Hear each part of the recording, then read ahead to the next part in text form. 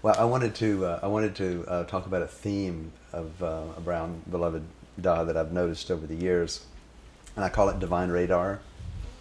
And divine radar is when he senses there's a ordinary confirmation of the fact that he sensed us devotees, and there's no real way they could have done it except for the fact that he lives all beings, and he, like he says, I sense, I feel you, I breathe your body, I suck in your food, I suck in your breath, I eat your food, I shit out your life, I am you all together. This is not a principle, it's he experiences us utterly. And I remember one time in 1981 when we were in Landbridge Pavilion, and he had come over to sit with us. And he'd come in late in the afternoon, about 3:30, and he sat and he talked and for hours, way through what would have been dinner time. And so everything kind of dropped so that we could go be with him. And so about 8:30, he goes, it just got dark, he goes, well, what time is it? What happened? How did we, 5 hours later? And he goes, oh, aren't you guys hungry? And some people went, no, we want you to stay, kind of a thing. And other people went, well, yeah, we're hungry, but we want you to stay, And so he turns to go get a drink of water like this, and I'm about 2/3 of the way back in a room of 350 people, and they're all going, yes, no, but they're just hollering at it, and as he turns away from me, he can't, not visually looking at me, and I sit there and I went, you're the feast. And he goes, and I whispered it to myself, but it was a heart recognition. And he stopped what he was doing and turned around and found my eyes. And that was one incident.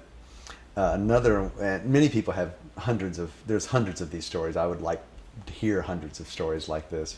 Another one for me was I had gotten out of it by my indulgent, stupid life, and so, but I just felt like, and I couldn't get the thread of practice again, and I was just out of it, and I thought, I just need to see him, just watch him walk across far away. I just need to gaze upon his form, and I was messed up and psychically confused, but I knew if I saw him, everything would be, that's what I needed.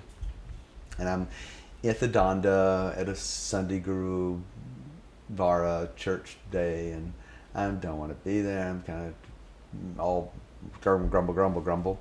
And somebody taps me on the shoulder and says, Frank, can you do some service? Oh yeah, right, okay. And I went, well, sure, at least I can serve. That's the only thing I know how to do. And so I said, sure, I'll be glad to do anything. And they said, well, we need you to drive to San Francisco. Oh yeah, what for? Well, Beloved is going to the Young Museum, and that we got some things that need to go there. Oh boy, great. So I thought, oh good, I'll get to see him. And so I get the stuff, and I drive to De Young, and I get there, and they go, oh, he's not here yet. Yeah, let's see, Frank. You really can't be around. I went, oh man, I really need to see him. They went, well, if you can find some place to be where nobody can see you, okay with me. Okay, thanks, Tom. And so I go, if you've been to the Young Museum, it's like, 150 yards long? It's a long way, 200 yards. It's a big, long building. And he was getting, his car was going to be at the other one. So I went down to the other end and got into the bushes. And so I'm in there, I'm in the bushes, I've carved out a little spot in the bushes so I can look out through the bushes to see. Pretty soon his car drives up, and I'm going, oh good, this is just what I need.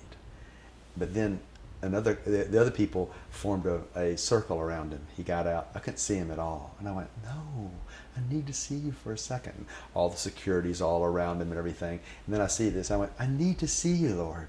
And then I see these hands stick through the wall of men and go push. And he pushes himself through there and steps out of the circle and goes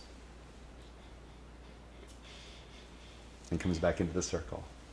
It's like, why did you do that? And indeed, I was restored by that. It was miraculous.